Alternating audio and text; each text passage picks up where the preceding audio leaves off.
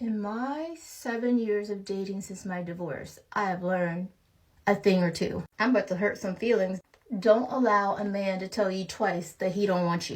If you feel confused about how he feels about you, he don't want you. If you feel that something is off, it is off. Whatever he has with his ex, make sure that's cleaned the up, because people are messy out here. If he shows you his true colors, believe him. Don't try to rationalize his dusty ass behavior. A man can never make you feel whole. That's an inside job. He's just an add-on. Just because you're thirsty, don't drink that poison. AKA, don't go back to your ex.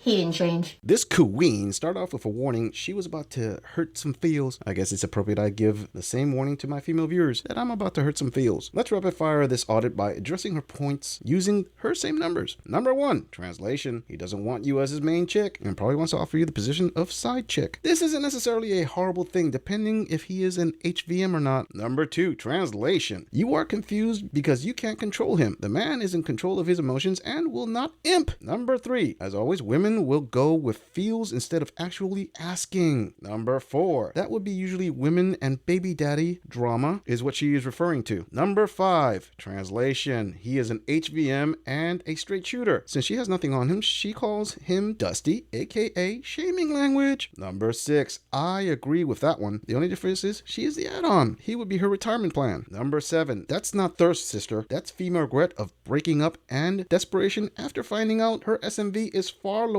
than she thought in the dating market. All in all, I would say this modern day example of female royalty does come off as bitter in this video. Either that or someone probably hurt her feels by reminding her she still has a few pieces of bricks from the wall smashing. Moving on. If you're dating, I have a piece of advice for you.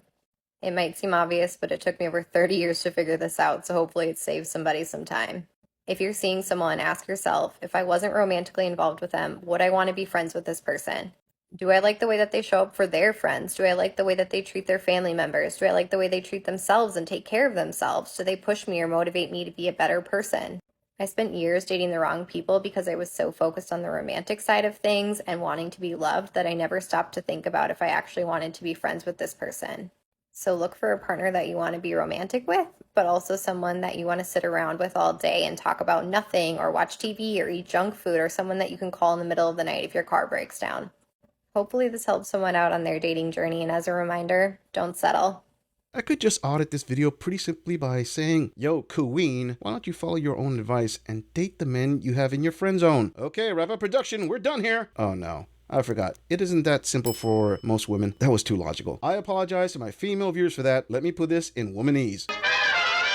Girl, I totally feel you. Good for you on your 30-year journey to discover this. If only we were taught this in school. But you have to admit, girl, that romance vibes and friend vibes don't always go together. Your friendship love occupies a different place in your heart, and your romance love makes you see the world differently. I.e., in man speak, you friend zone the same dudes, and you don't apply any of that with Chad or Tyrone because they are hot. Another thing, ladies, men who have been in your friend zone for years will only be a smash option if you decide to give them a shot, unless they are beta imps. Most men who have female friends will accept the prospect of going to bed with them, but rarely will they think of an LTR with them. Kind of like a fast food job he applied to when he was 18 that turned him down. Now at 30, that same fast food job is asking for him to come back. Why would he do that? He's probably worth more than that now. How do you make watching early morning content more enjoyable? By adding a cup of fresh brewed Life Boost coffee. We all know you get what you pay for, and your cup of tasty morning Java is no exception to that rule. Appreciate a cup of Life Boost coffee knowing it was brewed from low acid, 100% pure USDA organic, single origin, GMO free, pesticide free, mycotoxin free, shade grown coffee beans. Life Boost is truly the healthiest coffee in the world. Click the link in the description for more information on how to get Life Boost coffee and start drinking a healthier choice of coffee roast today.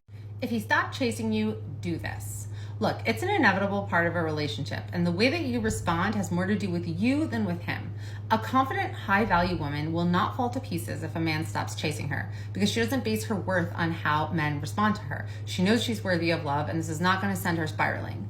A woman with weak self-esteem will fall into that spiral pattern. She will start to doubt herself, rip herself apart. She'll be obsessing and stressing over it and wondering what she can do to get him back.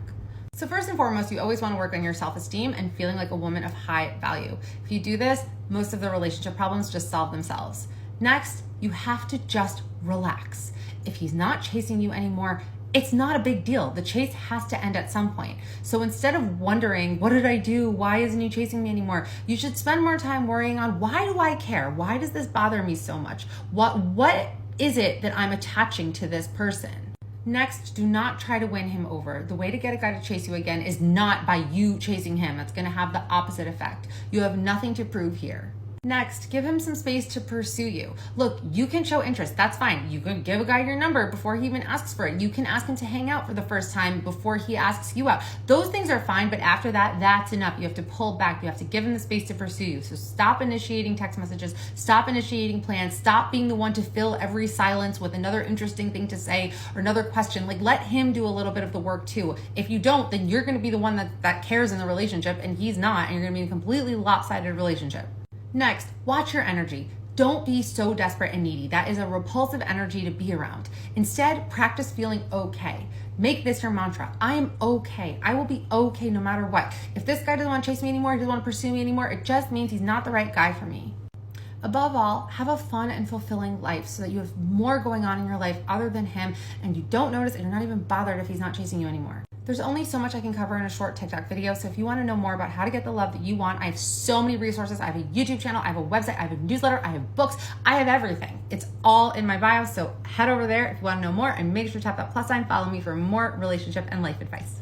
This queen is without a doubt conflating her career with her SMV. Sister, the moment you said, she doesn't base her worth on how men respond to her, was the moment you showed how much of a confliction you placed on SMV. HVMs are called that because they have things that attract women. Just because a woman has the same things a man has, it does not automatically give her a high SMV or make her high value to men. Just because she thinks she's worthy of love doesn't make it true. Just because you feel a certain way, by no means does that make it real. Tell me, queen, if you feel like the ruler of Swaziland, does that automatically make you the official monarch? No. Her advice on getting over a guy who is no longer chasing is good, but that's as far as she should have gone with her first point. The other piece of advice this example of Western modern day royalty said was just give him your number and have him do a little bit of work. That there, sister, was one of the laziest dating techniques. Oh my, she gave him her number. Her work is done for the week. Why don't you men pick up the slack? Talk about being the entitled gender in dating. Not being needy is also good advice, but completely ignoring someone and saying it's their fault for not pursuing is obnoxious and equally repulsive. It will just leave you wondering why he went out with another woman. What does she have that you don't? She put in the effort there, fam. Now, I do agree when she said women should have more things going for them. I always advise women to pick up a hobby to fill up their time and give them a personal flair of interest. Ladies, it doesn't have to be centered around guy stuff either. Just show there is an interesting side of you. Things like winemaking, going to jazz concerts, ballroom dancing, scuba diving, or even kite flying can be fulfilling and set you apart from women who say, I'm a boss babe, so that makes me high value. Hey ladies, don't listen to me. I'm just recommending fun things to give you an edge. Or you can just ignore me and go with Miss Self-Proclaimed HVW here. She definitely looks like she has men figured out. I'm just saying. If you agree or disagree with anything about this audit, please let us know in the comments. I'm going to leave this audit right here. I'll see all of you in the next episode.